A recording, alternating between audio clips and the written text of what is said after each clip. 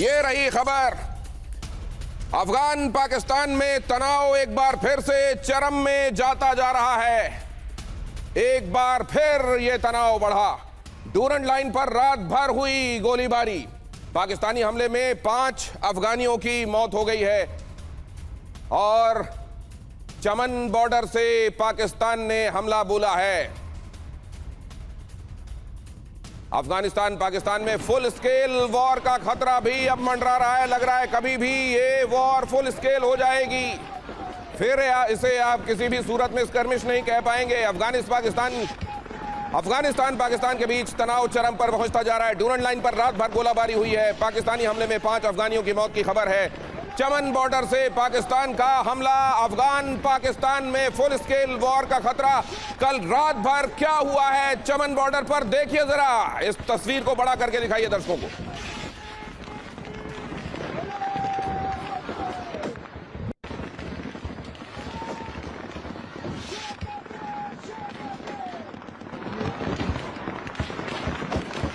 दोनों ही तरफ अल्लाह की इबादत करने वाले लोग हैं और एक दूसरे पर हमला करते हुए नाराए तकबीर का जिक्र भी हो रहा है। तो ये देख लीजिए, इसीलिए कहा जाता है कि दीन के नाम पर जब कट्टरता फैलाई जाती है तो खुद दीन भी वहां फिर उससे सुरक्षा नहीं कर पाता। अब जरा इसी से जुड़ी हुई अगली खबर देखिए। डूरंड लाइन पर अफगान पाकिस्तान सेना में जंग। चमन बॉर्डर पर भी दोनों तरफ से फायरिंग, दोनों तरफ से भीषण गोलाबारी। ये गोलाबारी बहुत ज्यादा इंटेंस थी और तस्वीरें इस बात की गवाह हैं। शांति स्थापित करने की कोशिशें, सीज फायर की कोशिशें कैसे बौनी साबित हो रही हैं, क्योंकि पाकिस्तान की इंटेंशन वैसी नहीं है और अफगानिस्तान ने भी अब ठान लिया है कि पाकिस्तान को वो और ज्यादा बर्दाश्त नहीं करेगा। ऐसे में जो हो रहा है वो आपके सामने यहां तस्वीरों के माध्यम से।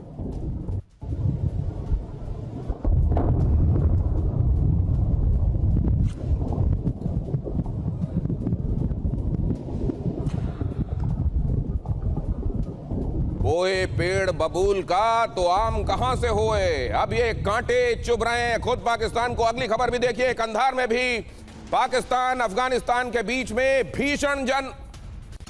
स्पिन बोल्डक में अफगानिस्तान की भीषण फायरिंग।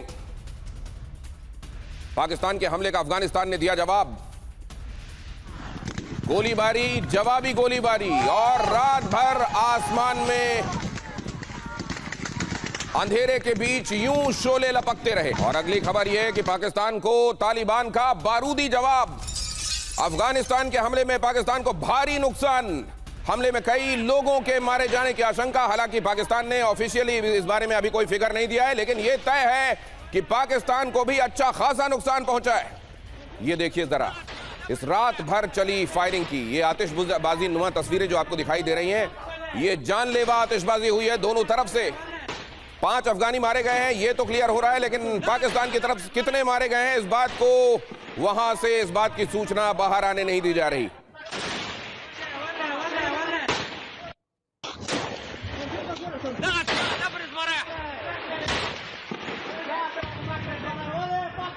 और इस बार ये तनाव जो बढ़ा है ये किस किस जगह पर बढ़ा है और यहां पर क्या आने वाले दिनों में शांति की कोई उम्मीद की जा सकती है या ये अब फुल स्केल वॉर में बदल कर रहेगा, इस पर करेंगे चर्चा। सबसे पहले मेरे साथ जो गेस्ट जुड़ रहे हैं मेजर जनरल संजय सोई, उनका स्वागत करता हूं। बहुत दिनों बाद सर एक बार फिर से अड़ी में आपको पाकर बहुत निहाल हूं मैं, लेकिन एक बार आपको आमंत्रित करूंगा कि आप यहां आ जाएं, क्योंकि मैं वो मैप एक्सप्लेन करने वाला हूं अपने दर्शकों को, जिससे वो समझ पाए पाकिस्तान और अफगानिस्तान के बीच में कहां पर यह तनाव इस समय बढ़ा हुआ है। जरा फ्लैश कीजिए और दिखाइए वो जगह, किन किन जगहों पर यह तनाव है। यहां पर देखिए आप, ये है अफगानिस्तान जो ग्रे शेड में आपको दिखाई दे रहा है और ये जो येलोइश शेड में दिखाई दे रहा है ये है पाकिस्तान। और बीचों बीच ये दिखाई दे रही है आपको वो डूरंड लाइन जिसे अफगानिस्तान मानता ही नहीं है और जिसे एक अंग्रेज डूरंड ने ही खींचा था, जो पाकिस्तान कहता है कि इसे बॉर्डर के तौर पर तस्लीम किया जाए, लेकिन अफगानिस्तान कहता है हम कभी इसे मान नहीं सकते। अब जरा देखिए यहां कहां हुआ है। ये एक जगह दिखाई दे रही है आपको, स्पिन बोल्डक और चमन वाली जगह, यहां पर यह तनाव और रात भर गोलीबारी हुई है। यहां जरा जनरल सोई, मैं आपसे आग्रह करूंगा कि ये बताइए कि ये यहां पर तनाव, तो ये खामोशी के बीच में भी तनाव हमेशा बना रहा है। शांति की जब बात कही जा रही थी कि सीज फायर लागू है, तब भी यहां पर तनाव था ही। क्या ये हमेशा सुलगता रहेगा और क्या अब ये सुलगते सुलगते फुल स्केल वॉर में भी बदल जाएगा? देखिए दिनेश, ऐसा है कि जैसा भी आपने खुद बताया कि अफगानिस्तान इस लाइन को नहीं मानता है, क्योंकि इस इलाके में जो खैबर पख्तूनख्वा का इलाका है, यहाँ पर इनके लोग रहते, पठान लोग उधर रहते, और किसी अंग्रेज ने लाइन खींच दी डूरन ने कि भाई यहाँ से आप इधर हो जाओ। अफगानिस्तान कहते हैं हमारे लोग हैं, और पाकिस्तान इनके ऊपर अत्याचार करता रहता है, आए दिन इनके ऊपर बमबारी, आर्टिलरी से बम, ये सब यहाँ पर एक्टिविटी जो होती है नेचुरली, और इनके जो शरणार्थी है उनको जबरदस्ती वापस धकेले। अब ये भीषण झड़प हुई है, दोनों तरफ से भीषण गोलाबारी हुई है। तस्वीरें लगातार मैं आपको दिखा रहा हूं। रात के काले आसमान में शोले रात भर लपकते हुए दिखाई दिए हैं। गोलाबारी का नया वीडियो सामने आया है, गोलेबारी का नया वीडियो सामने आया है, जो मैंने ये अब आपके सामने रखा है। ये कई जगहों पर ये झड़पें रात भर हुई है, गोलीबारी हुई है। चमन बॉर्डर में कई जगह, स्पिन बोल्डक में कई जगह, और अलग अलग जगह से आई तस्वीरें आपको दिखा रहा हूं, और उस समय की आवाजें, एम्बियंस भी आपको सुना रहा हूं। इसका भी सुनिए। इसमें सिर्फ बोली समझ में आ रही है, बाकी तो भाषा हमारे लिए, हमारे लिए वो अनजानी है, लेकिन ये हम समझ रहे हैं कि गोली की बात हो रही है और गोली चलती हुई दिखाई दे रही है। अगली खबर देखिए, पाकिस्तान के खिलाफ अफगानिस्तान की बड़ी तैयारी। बॉर्डर पर भारी संख्या में हथियारों की मूवमेंट दिखाई दे रही है। चमन बॉर्डर पर अफगान सेना की मूवमेंट, पाकिस्तान और अफगानिस्तान के बीच में ये अब फुल स्केल वॉर एकदम अब लग रहा है आसन्न है और इंपेंडिंग है। मेरे साथ जुड़ने वाले तीन और खास मेहमान आपसे मिलवा देता हूं। मेजर जनरल के सिन्हा मेरे साथ आज की इस चर्चा में जुड़ रहे हैं। जनरल सिन्हा, बहुत स्वागत करता हूं आपका। मेरे साथ मुकीम अहमद जुड़ रहे हैं, सीनियर जर्नलिस्ट हैं पाकिस्तान के और लंदन से हमारे साथ कनेक्ट होते हैं, इस समय हमारे साथ मौजूद हैं। हमारे साथ एडवोकेट जहांगीर कलहोरो जुड़ रहे हैं, जो कि पाकिस्तानी स्ट्रेटेजिक अफेयर्स एक्सपर्ट हैं। आप सबका स्वागत करता हूं। ये जो अफगानिस्तान और पाकिस्तान के बीच में चल रहा है, लोगों का एप्रीहेंशन है फुल स्केल वॉर में कभी भी तब्दील हो सकता है। क्या जहांगीर साहब आप भी इसको एंडोर्स करते हैं? आपको भी ये दिखाई दे रहा है या ये नौबत नहीं आएगी? देखिए, मैं सबसे पहले तो TV9 भारतवर्ष के देखने वालों को, और क्योंकि TV9 भारतवर्ष इंडिया के कुछ जाने माने चैनल्स में, और दिनेश आप भी जो है टॉप 3 रैंक में आते हैं, जितना मैं इंडियन मीडिया को कवर करता हूं 2017-18 से तो सबको मैं सलाम पेश। नहीं, ये आपका जो है उन एंकरों में शुमार होता है जो बड़े तहम्मुल से, बड़े तमद्दुन से एक चीज को ग्लोरीफाई करते हैं। अच्छा, मैं पाकिस्तान और अफगानिस्तान के मामले को जो है कुछ इस तरीके से कहूँगा कि देखें, ये तो काफी सालों से, जैसे ही तालिबान रिजीम आई है कंट्रोल में, तब से पाकिस्तान की एक ये पुराना सवाल था कि जो नॉन स्टेट एक्टर्स हैं, जिसको पाकिस्तान TTP कहती है, और अफगान तालिबान, जो अभी करंट जो अफगानिस्तान में जिनकी एडमिनिस्ट्रेशन है, अफगान तालिबान जो है, उनको अपने रूठे हुए दोस्त कहते हैं। अच्छा, इसका मसला ये है कि देखें, जब करज़ई हुकूमत थी तो वही तालिबान, जो अफगान तालिबान थे, वही दहशतगर्द थे वहां पे, और उन पे जो है हुकूमत की तरफ से पाबंदी थी, और वही जो है धमाके वगैरह करते थे। ये दोनों, फिर TTP हो या फिर TTA हो, दोनों जो है दोनों बॉर्डर के दोनों साइड पे धमाकों में या दहशतगर्दी के वाकयात में मुलविस थे। अब पाकिस्तान ने, जब पाकिस्तान के कुछ जो है स्ट्रेटेजिक जगहों पे जब से ये इन्होंने जो है अपने दहशतगर्दी कार्रवाइयां बढ़ा दी, तो पाकिस्तान ने अब जो है बड़ा स्ट्रॉन्ग जो है डिसीजन लिया, जिसमें आपकी टीवी चैनल ने, बल्कि इंडिया के इंटरनेशनल मीडिया ने बड़ा कवर किया।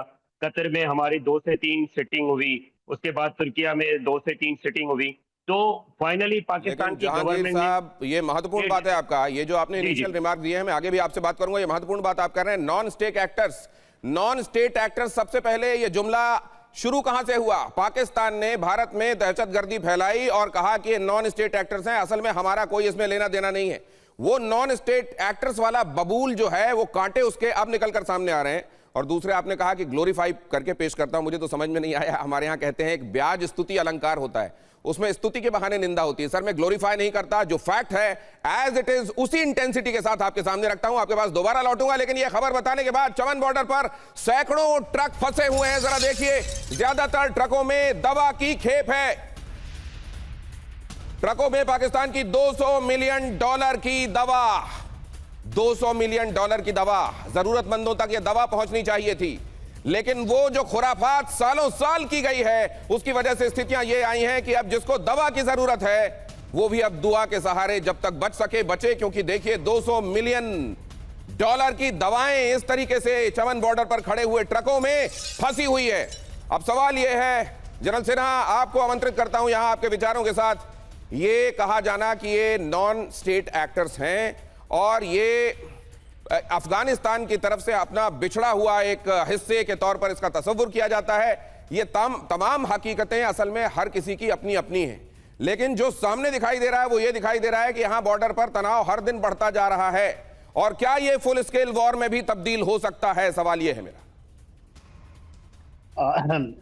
देखिए दिनेश साहब, ये तो 200% ये लेके चलिए कि ये फुल स्केल वॉर होगा, क्योंकि इसकी जो एक पूरी की पूरी इन्होंने बनाई है उसके अंदर में जो पाकिस्तान के आपके फील्ड मार्शल साहब हैं वो बगराम से जोड़ते हैं, अमेरिका के पीछे से है, वो करना चाहते हैं। उन्होंने पूरा बता दिया नॉन स्टेट एक्टर। जहांगीर साहब ने बड़ा अच्छा से बताया TTA एंड TTP के गठजोड़। और फिर देखिए यदि आप KPK में 6,000 से 8,000 TTP के लड़ाके उसके अंदर में है। पाकिस्तान का था नहीं, वो सारे के सारे अफगानिस्तान के में।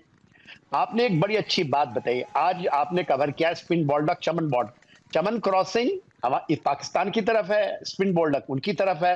ट्रकों का आपने जवाड़ा दिखाया कि वहां पर मेडिसिन लेके खड़ी हैं और ये कंधार की तरफ जाता है। देखिए इसके पहले जब भी आप कवर कर रहे थे तो पट्टिका, खोस, नंगरहार इसकी बात होती थी। वो तकरीबन उधर अब जाएं तो तोरखाम की तरफ से नजदीकी उसका पड़ता है। वहां से शिफ्ट करके बैटल यदि इस लाइन में आ गया और भारी मात्रा में, देखिए यहाँ पर जो कंधार का इलाका है या हेलमंड का इलाका है, ये बलूचों का इलाका है। और यहाँ से जो आएंगे तो यदि आप ये कहेंगे कि नहीं ये भी तालिबान के, वो तालिबान ही है। यदि आप अखुंजादा को देखें तो कंधार बेस्ड है वो, जबकि वो उनके मुखिया हैं वो कंधार में है और कंधार की दूरी स्पिन बोल्डक से ज्यादा नहीं है। एक चीज और बता दूं, ये आपने दिखाया कि $200 मिलियन के ये मेडिसिन हैं। भारत ने बाय एयर कॉरिडोर हमने बनाया है, जो कि हम ईरान के रास्ते लेके जा रहे हैं। हमारी हवाई जहाजें बड़े बड़े खेपों में लेकर अफगान भाइयों के लिए कि वहां गए हैं। That is the way actually support होती है। इस तरह नहीं कि मेडिसिन के पूरे खेप वहां पड़े हैं जो लोगों तक पहुंचने, और उनको बहुत जरूरत है मेडिसिन, इसलिए एयरलिफ्ट हुआ है भारत से। देखिए जहांगीर साहब जो बताना चाह रहे हैं, और देखिए दिनेश जी, सबसे इंपॉर्टेंट चीज आपने मेरे से जो पूछा कि क्या ये पूरी वॉर की, ये 100% आप लेके चलिए, क्योंकि इन्होंने शुरुआत की है। भले ही बड़ी बात आप कह रहे हैं और आपकी निगाहें जो देखती है वो आने वाले दिनों में होता हुआ दिखाई देता है। मैं अपने दर्शकों के लिए ये दोहरा देता हूं, मेजर जनरल सिन्हा भी कह रहे हैं कि फुल स्केल वॉर की तरफ चीजें जा रही हैं, 100% जा रही हैं। और अगर कोई ये असल में नहीं देखता तो वैसा ही है जैसे कबूतर बिल्ली को देखकर आंखें बंद करता है। अगर ऐसा है तो जरा देखिए, ये राइटिंग ऑन द वॉल है, तो ये बिग वॉल ग्राफिक्स आपको ये समझने में मदद करेंगे कि यहां हो क्या रहा है और उसका कल्मिनेशन क्या हो सकता है। अफगानिस्तान पाकिस्तान तनाव की वजह CDF बनते ही मुनीर ने अफगानिस्तान में हमले का आदेश दे दिया, बिना टेंशन बढ़ाए, बिना गड़बड़ी किए, बिना साजिशें किए। जहां पर गाड़ी नहीं चल सकती वहां कुछ ना कुछ तो करते रहना है। यहां पर यही हुआ, CDF बनते ही मुनीर ने अफगानिस्तान में हमले का आदेश दिया। अफगानिस्तान को TTP की शरण स्थली बताकर बमबारी यहां शुरू कर दी। पाकिस्तान से ने चमन बॉर्डर से कंधार और स्पिन बोल्डक में हमला बोला। अफगानी फौज ने भी मोर्टार से भारी गोलाबारी करके मुंहतोड़ जवाब दिया। 9 अक्टूबर को पाकिस्तान ने ही स्ट्राइक कर जंग की शुरुआत की थी। 9 अक्टूबर के बाद 5 दिसंबर की रात में भी पाकिस्तान ने ही पहले हमला बोला। 8 नवंबर को इस्तांबुल में दोनों की शांति वार्ता बेनतीजा रही थी और अब Afghanistan Pakistan full scale war के मुहाने पर है, जिसको जनरल सिन्हा कह रहे हैं बस ये वक्त की बात है, कभी भी आप इसको 100% उस तरफ जाता हुआ देखेंगे। ये खबर देखिए, पाकिस्तान को अफगानिस्तान की बड़ी चेतावनी। अफगानिस्तान सरकार के प्रवक्ता ज़बीउल्लाह मुजाहिद की खुली चेतावनी। पाकिस्तान को करारा जवाब देगा अफगानिस्तान, सही वक्त पर पाकिस्तान को मिलेगा जवाब। अफगानिस्तान की रक्षा के लिए हर जरूरी कदम उठाया जाएगा। मुकीम साहब, दोनों ही तरफ अल्लाह के मानने वाले, कलमा पढ़ने वाले, नाराए तकबीर अल्लाहू अकबर कहकर गोलियां चल रही हैं। आपका नजरिया? मेरा नजरिया ये है भाई साहब कि ये होना ही था। जिस वक्त आप पाकिस्तान की सरजमीन को अटैक करेंगे, फौज पे हमला करेंगे, शहरियों पे हमला करेंगे। पाकिस्तान ने उनको पहले ही बताया था कि आपकी लैंड से पाकिस्तान पर हमला नहीं होना चाहिए और जो लोग आपके कंट्रोल में नहीं है उन्हें कंट्रोल में करें। उन्होंने वादे भी किए, एग्रीमेंट भी किए, उनको सबूत भी दिए गए, उसके बावजूद वहां से उनका या तो कंट्रोल नहीं है या वो गेम प्ले कर रहे हैं। अब ये उनको क्लियर करना चाहिए सर। गेम वो उसके साथ साथ वो एक सेकंड रोक रहा अभी हूं, आप देखिए, आप अपनी बात पूरी कीजिएगा। गेम वो प्ले कर रहे हैं या अच्छा, तालिबान को एक जमाने में अमेरिका ने जब वहां अटैक करना शुरू किया था, किस तरीके से आईएसआई ने उनको अपने यहां शरण दी, उनको पनपाया, बढ़ाया, और अब जो है मीठा मीठा गप गप कड़वा कड़वा थू हो रहा है।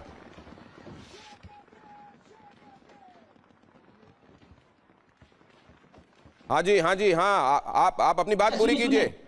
अच्छा सर, ये देखिए दिनेश जी, बात ये है कि इंडिया ने, अगर मेरी आवाज आप तक पहुंच रही, मुझे डिस्टॉर्शन हो रही है सर, देखिएगा खूब अच्छे से आ रही है, अच्छी आ रही है, बस सेनेटी वाली आए, बस मैं ये और चाहता हूं। देखिए 30 साल तक इंडिया ने शुमाली इत्तेहाद की सपोर्ट की इन्हीं तालिबान के सामने। आज वही तालिबान आपको इतने प्यारे हो गए कि आप नॉन स्टॉप ट्रांसमिशन कर रहे हैं। ये भी भगवान की देन है। और हालांकि एक बड़ा इंपॉर्टेंट इवेंट हो रहा है अफगानिस्तान में, उसे आपने कवर ही नहीं किया। बाबरी मस्जिद की शहादत के ऊपर वहां जुलूस निकल रहे हैं। अफगानिस्तान का मीडिया, उनका तलू टीवी स्टेशन और उनका मीडिया सारा दिखा रहा है।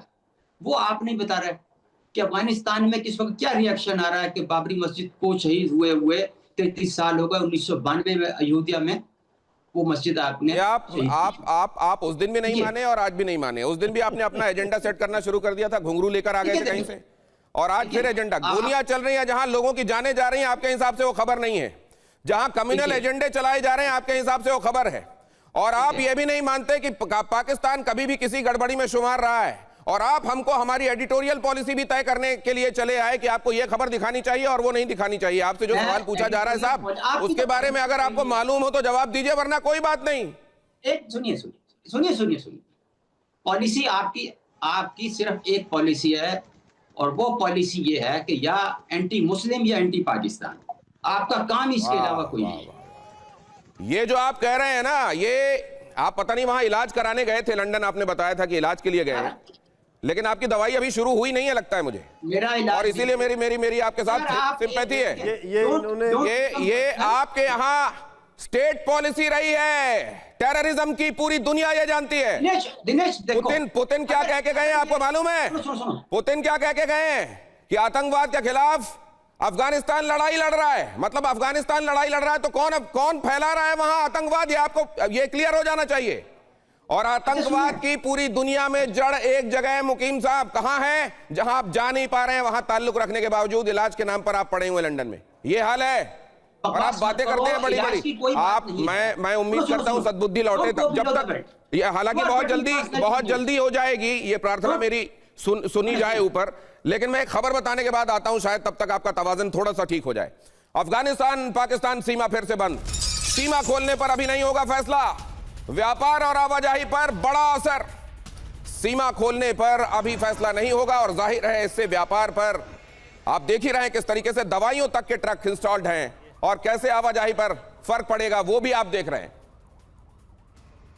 और पाकिस्तान के नैरेटिव को बड़ा झटका लगा है। अगली खबर देखिए जरा। पुतिन ने भी माना कि पाकिस्तान आतंकी देश है, तालिबान आतंक के खिलाफ है। पुतिन ने कहा पूरी दुनिया को गलत दिखाई दे रहा है, एक जो चश्मा ये मुकीम जी लगाकर बैठे हुए हैं उसमें से सब साफ दिखाई देता है ना मुकीम साहब? जरा ये भी देख लीजिए, उसके बाद मैं आपके पास आता हूं। ये भी देख लीजिए जरा। आईना बुरा लगता है सर, बुरा लगता है, आईना गलत दिखा रहा है।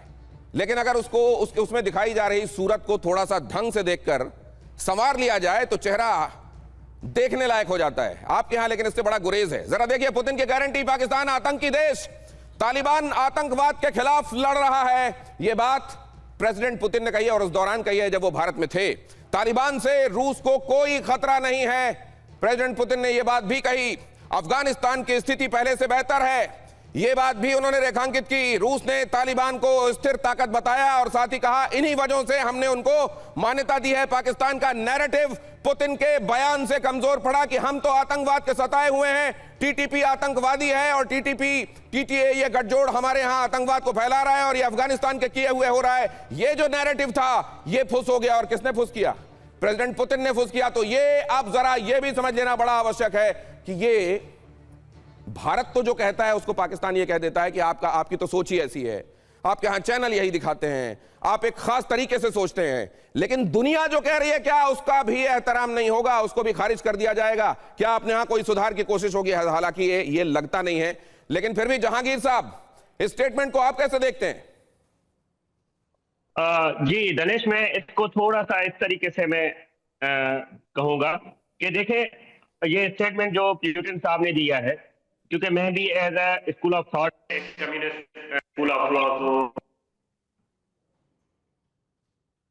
तो वो पुतिन वो बंदा जिसके खिलाफ पूरी दुनिया, पूरा यूरोप जो है दुहाई दे रहा है कि he is a terrorist, he is a murderer, he is a killer of the Chechnian, Bosnian and now he is a Ukrainian murderer.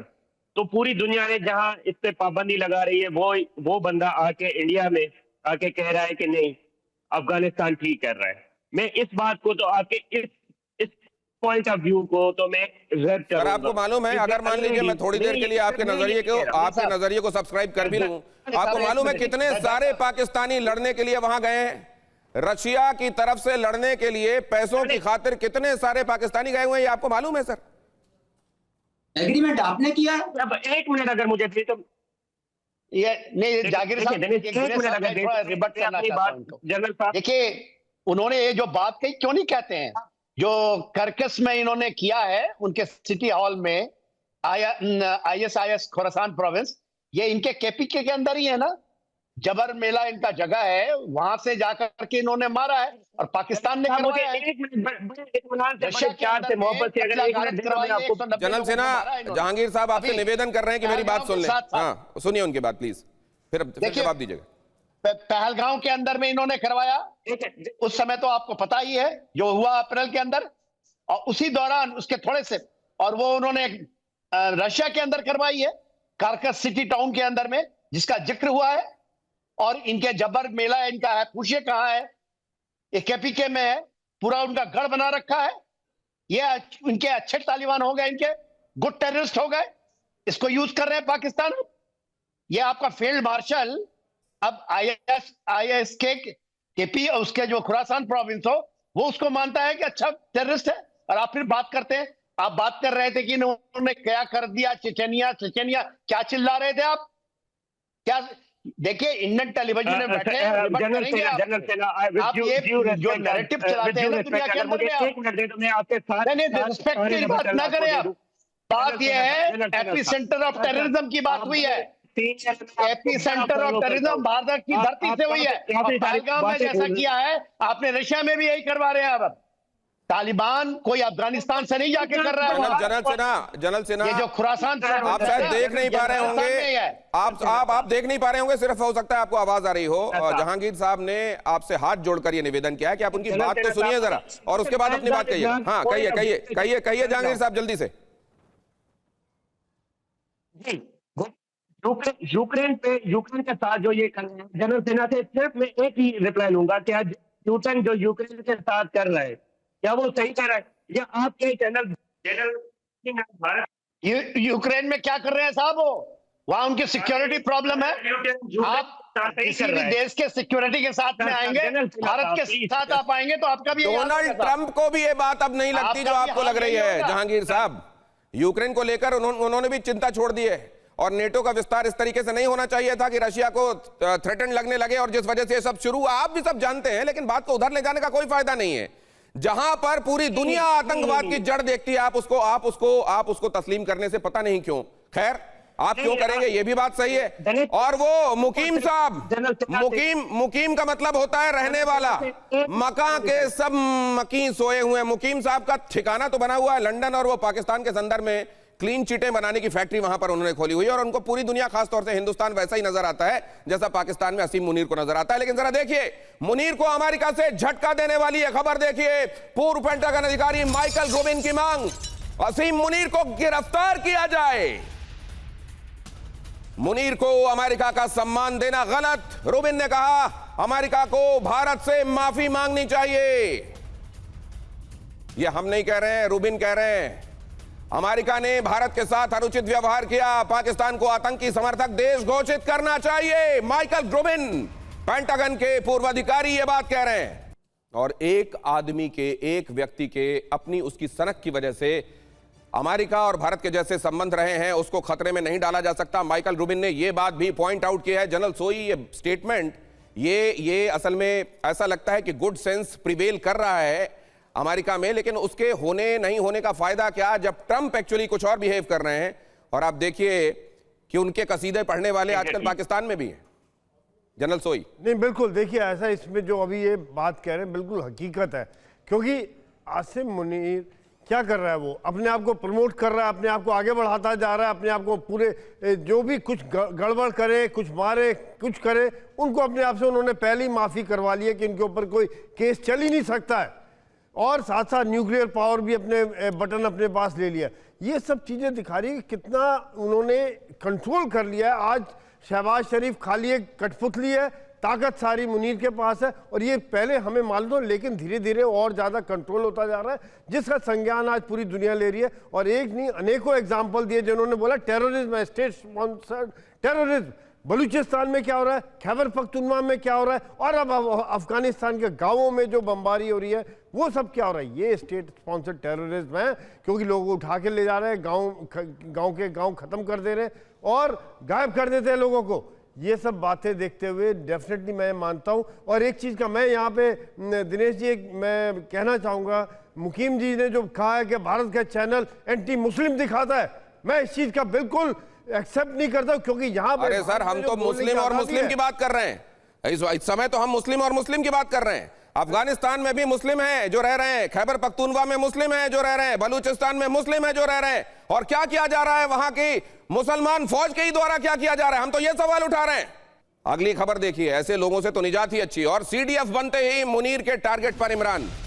DG ISPR ने इमरान खान को मेंटली इल करार दिया। इमरान का नैरेटिव राष्ट्रीय सुरक्षा के लिए खतरा। पाकिस्तानी सेना इमरान जनता और संस्थाओं में अविश्वास फैला रहे हैं, ऐसा कह रही है। वो कह रहे हैं कि यहां तो असल में देश के खिलाफ गद्दारी की इनकी योजना है। एक तरफ यह भी कहा जा रहा है कि उनकी मानसिक स्थिति ठीक नहीं है, दूसरी तरफ यह भी कहा जा रहा है कि वो देश के खिलाफ नैरेटिव बना रहे हैं, जनता और संस्थाओं में अविश्वास फैला रहे हैं। जहांगीर साहब, यह है वहां ऑपोजिशन के साथ पेश आने का तरीका। देखिए दिनेश, बिल्कुल आप जो है सही फरमा रहे कि आपका सवाल जो है कि अफगानिस्तान से डायरेक्ट होके पाकिस्तान के इंटरनल मामला पे आ गए।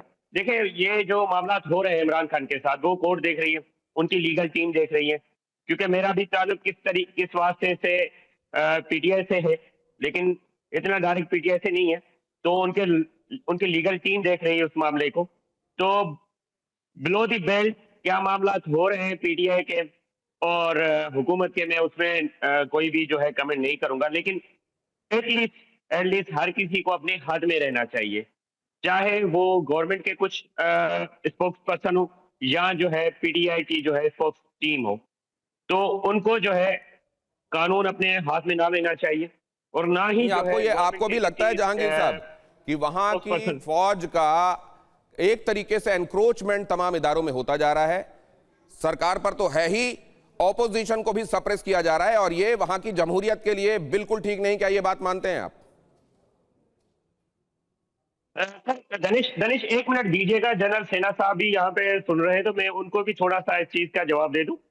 देखिए, जब भी हमारे पास ये हमारा वतीरा रहा है, जब भी हमारे पास जो भी हुकूमत में होता है तो वो फौज के साथ होता है। और चाहे बेनजीर भुट्टो हो, चाहे जुल्फिकार भुट्टो हो, चाहे नवाज शरीफ हो, चाहे इमरान खान खुद हो, जब वो हुकूमत में होता है तो वो गुड बुक्स में होता है, और जैसे ही वो हुकूमत से जाता है तो वो जनरल सिन्हा साहब प्लीज, आप मेरे बड़े हैं, मैं आपकी बड़ी रिस्पेक्ट करता हूँ, कभी भी आपके बीच में नहीं बोलता, मुझे 1 मिनट बोलने का मौका दीजिए प्लीज। 1 मिनट उन्होंने मांगे हैं जनरल सिन्हा, सुन लीजिए। हाँ। तो जैसे ही धन्यवाद सर, धन्यवाद। देखिए जैसे ही इमरान खान हुकूमत से गया, किस हाल में गया, कैसे गया 2022 में, तो उसने लाउड शाउटिंग शुरू कर दी कि मुझे जनरल बाजवा ने निकाला है, जनरल फैज ने निकाला है, XYZ।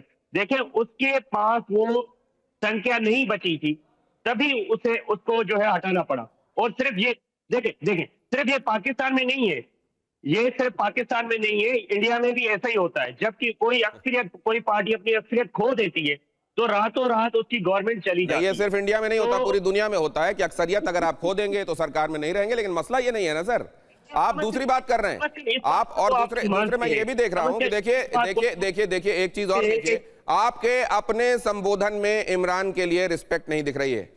इमरान चला गया, इमरान आ गया, आप देखिए ऑपोजिशन के कितने बड़े और आपके देश के नायक जिन्होंने आपको क्रिकेट में इतनी बड़ी बड़ी उपलब्धियां दी, उसके लिए आप लोगों के संबोधन में तो कम से कम इज्जत होनी चाहिए। ये बात बताती है कि आपके यहां जो अच्छा इधर माई वे और हाईवे, ऑपोजिशन के लिए ऐसे में क्या गुंजाइश होगी। आप जनरल सिन्हा से जवाब ले लेते हैं। जनरल सिन्हा, ये भी बाहर से तो क्या चल रहा है, बॉर्डर पर क्या चल रहा है वो तो हम आ रहा हूं रिप्लाई आप दीजिएगा, लेकिन आपने जो अभी तक कहा है उसका जवाब मैं जरा जनरल सिन्हा से ले रहा हूं। जनरल सिन्हा, क्या इम्प्लोड करने के रास्ते पर जा रहा है पाकिस्तान? देखिए इम्प्लोड तो होगा ही, जिस तरह से चीजें हुई इसके पहले तो आप देख ही रहे थे। इनको मेरे भाई जहांगीर बैठे हैं, उनको याद दिला दूं, 9 मई 2023 का दिन याद रखिए।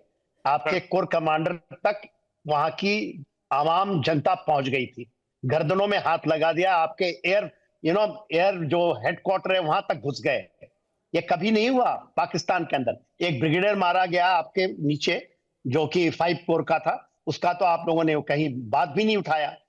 देखिए आज के दिन में यदि आप कह रहे हैं कि इमरान खान, जनरल फैज का नाम ले लिया तो कोर्ट मार्शल करा दिया आपने, और वो मुनीर साहब, ये जो मुनीर बने हुए हैं आपके जो फील्ड मार्शल साहब हैं, जिनके लिए पेंटागन के अधिकारी ये कह रहे हैं, माइकल रूबिन अभी चलाया है, दिखाया है कि इनको तो आने से पहले गिरफ्तार कर लेना चाहिए। वो तो कह रहे हैं इनको तो आतंकवादी घोषित कर लेना चाहिए। मैं नहीं कह रहा हूं मेरे भाई, आप वो कह रहे हैं कि नहीं, आप मुनीर साहब को मानिए। मुनीर ही आपके जहांगीर साहब का नजरिया यह है कि माइकल रूबिन कह रहे होंगे, लेकिन ट्रंप जो कह रहे हैं उस पर ध्यान दिया जाए, क्योंकि अभी वो हुक्मराने वक्त है। अब जरा ये कहानी देखिए, इमरान खान पर पाकिस्तानी रक्षा मंत्री ख्वाजा आसिफ का हमला। इमरान ने युद्ध में भी सेना का साथ नहीं दिया था, ख्वाजा आसिफ ने कहा। इमरान ने शहीदों का भी सम्मान नहीं किया। ख्वाजा आसिफ के मुताबिक पीटीआई की राजनीति सेना विरोध पर टिकी हुई है। ख्वाजा आसिफ एक तरीके से अपनी सेना की आरती गा रहे हैं। क्या मैं ठीक कह रहा हूं जनरल सोई? बिल्कुल। देखिए ऐसा है कि जब इमरान करप्शन हटाने की कोशिश की, इमरान ने कोशिश की कि सेना का जो प्रभुत्व है, जो आज जिसको एस्टेब्लिशमेंट कहते हैं पाकिस्तान के लोग, वो खत्म किया। डेमोक्रेसी है वहां पर, एक जमहूरियत है, वो चीज को सेना एक्सेप्ट नहीं करती है, और यही कारण है कि उनको हटा के जेल में डाल दिया। इलेक्शन जब हुए, किस प्रकार से इलेक्शन कराए आपको और हमको पता है कि कोई इनको एक्सेप्ट ही नहीं किया गया। उसके बाद साथ साथ में देखो आज जो है उनका अता पता नहीं, पता सर लग रहा है आने वाले दिनों में पाकिस्तान का भी मुश्किल होगा। कम से कम नक्शा ऐसा दिखाई नहीं देगा जैसा दिखाई दे रहा है। और कभी किसी चोर ने, कभी किसी लुटेरे ने, कभी किसी डकैत ने खुद को लुटेरा, चोर और डकैत नहीं माना। अगर मुकीम साहब जैसे लोग और बाकी उनकी तरह के जहनियत के लोग पाकिस्तान में ये कहते हैं कि नहीं नहीं गड़बड़ यहां नहीं, गड़बड़ तो कहीं दूसरी जगह है, तो इसमें कोई हैरानी की बात नहीं। ड्रोन हमले में कीव का इलेक्ट्रिक पावर प्लांट तबाह। कीव में रूस का बैलिस्टिक और क्रूज मिसाइलों से हमला। रूस के हमलों के बाद कीव में इमरजेंसी। खतरनाक, भयावह ये हमला देखिए जरा, रात के इस अंधेरे में, सर्दियों की इस रात में, और वो भी यूरोप की सर्दी की इस रात में इस तरह का हमला, और वो भी पावर स्टेशन पर हमला।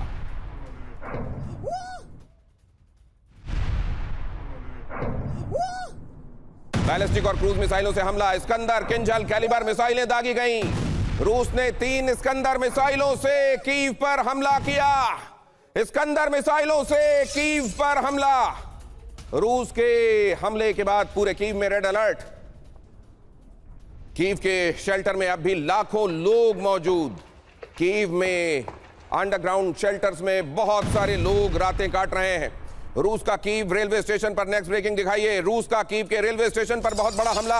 हमले के बाद रेलवे स्टेशन पर लगी भीषण आग। स्टेशन पर खड़ी ट्रेनें और ऑयल टैंकर में लगी आग। कीव की सप्लाई लाइन ध्वस्त करने का रशियन प्लान। कीव की सप्लाई लाइन ध्वस्त करने का रशियन प्लान। रशिया इस समय पावर से महरूम करने में लगा हुआ है। आप जानते हैं यहां ठंड इतनी ज्यादा पड़ती है कि घरों को गर्म रखने के लिए ईंधन की जरूरत पड़ती है, गैस की जरूरत पड़ती है, इलेक्ट्रिसिटी की जरूरत पड़ती है। और ऐसे में अगर इन्हीं चीजों से यूक्रेन को अलग कर दिया जाएगा तो बगैर गोली बारूद के भी लोग मारे जाएंगे। कीव के पावर प्लांट पर अब जरा अगली खबर देखिए। कीव के पावर प्लांट पर रूस का ड्रोन हमला। कीव के बिलासर्कवा में गैरान 2 से हमला। अटैक के बाद बिलासर्कवा में ब्लैकआउट। बिलासर्कवा की तस्वीरें, दिन के समय की तस्वीरें आप देख रहे हैं। पूरी रात इन्होंने अंधेरे में काटी है। यहां ब्लैकआउट हो गया था और इस तरह की तस्वीरें थी बिलासर्कवा की रात की तस्वीरें। रात और दिन दोनों दिखाई दे रहे हैं। दिन के समय तबाही दिखाई दे रही है और रात के समय अंधेरा और ज्यादा स्याह हो गया। अगली खबर देखिए। ज़ैपोरिज़िया परमाणु प्लांट पर बड़ा खतरा। परमाणु प्लांट में कल रात से बिजली नहीं है। IAEA ने न्यूक्लियर प्लांट को लेकर चिंता जताई। यूक्रेनी हमले के बाद पावर स्टेशन को नुकसान। यूरोप का सबसे बड़ा परमाणु प्लांट है ज़ैपोरिज़िया। 2022 से रूस के कब्जे में है ये परमाणु प्लांट। तो कहीं ये ना हो जनरल विंटर, आप जानते हैं जर्मनी के साथ लड़ाई में, रूस की तरफ से लड़ाई लड़ने वाला जर्मनी के खिलाफ एक बड़ी कहर बरपा तरीके से ठंड ने रूस का साथ दिया था। रूस के लोग ठंड को टॉलरेट करने में किसी दूसरे से ज्यादा सक्षम होते हैं और ऐसे में जबकि उनके अपने हथियार, दूसरे रिसोर्सेस ठंड में लड़ाई लड़ने के लिए माकूल हैं, यूरोप के दूसरे देशों को बहुत जल्द वो धूल चटा सकते हैं और यूक्रेन तो यह खैर महसूस कर ही रहा है। और दुनिया पर फिर मंडराया रेडिएशन का संकट। अगली खबर भी देख लीजिए। चेर्नोबिल, उधर मैंने बताया ज़ैपोरिज़िया, इधर चेर्नोबिल देखिए। चेर्नोबिल में रेडिएशन रोकने वाली सार्कोफेगस बेअसर। रूस के ड्रोन हमले के बाद फिर रेडिएशन फैलने की आशंका। छत पर लगी दरारों ने बढ़ाया न्यूक्लियर रिसाव का बड़ा खतरा। चेर्नोबिल न्यूक्लियर प्लांट पर IAEA की रिपोर्ट में दावा। अब यहां पर जो खतरा है वो कितना बड़ा है वो भी जरा देख लीजिए। यूरोप में परमाणु खतरा बढ़ता जा रहा है और ये न्यूक्लियर वेपन चलाए जाने से होने वाला परमाणु खतरा नहीं है। चेर्नोबिल का सुरक्षा कवच क्षतिग्रस्त हुआ है। यहां से परमाणु प्लांट की मुख्य क्षमता कमजोर हुई है यह बताया जा रहा है और यह IAEA की चेतावनी है। चेर्नोबिल प्लांट की पूरी तरह मरम्मत बेहद जरूरी है। IAEA ने चेतावनी दी है, मरम्मत नहीं हुई तो न्यूक्लियर सुरक्षा प्रभावित होगी, न्यूक्लियर लीकेज भी हो सकता है। पोलैंड, मोल्दोवा, जर्मनी तक रेडिएशन का खतरा बढ़ जाएगा। और चेर्नोबिल ने तो इतिहास में पहले भी इस जगह की वजह से झेला है और एक बार फिर से चेर्नोबिल 1986 हादसे में 1000 किलोमीटर तक रेडिएशन पहुंचा था। क्या फिर से इस जगह से कोई बड़ा खतरा हो सकता है? बहुत संक्षेप में आपसे जनरल सोई, आपको भी ऐसा दिखाई दे रहा है क्या? 30 सेकंड के अंदर अंदर अपनी बात कंक्लूड। देखिए, इस समय में जो रशिया ने किया वो एक शॉक इफेक्ट दिया, उनके बिजली के प्लांट को अटैक किया। कीव में इस समय में -1 टेम्परेचर है और ये जो न्यूक्लियर ठंड की जो बात कर रहे हैं कि वहां पर जिस प्रकार से न्यूक्लियर उसके ऊपर अटैक हो रहे हैं, चाहे वो रशिया कर रहा है, यूक्रेन कर रहा है, इससे पूरी मानवता का खतरा है और पूरे यूरोप को खतरा हो सकता है इस चीज से, रेडिएशन से। तो इस समय में रशिया जो है पूरे स्ट्रेटजी के साथ कर रहा है। जो एक रात में इतनी जगह अटैक किया, एक रात में अगर इतनी तबाही हो सकती है तो फिर रशिया क्या करने में केपेबल है? यह न सिर्फ यूक्रेन के लिए बल्कि पूरे पश्चिम के लिए एक संदेश है।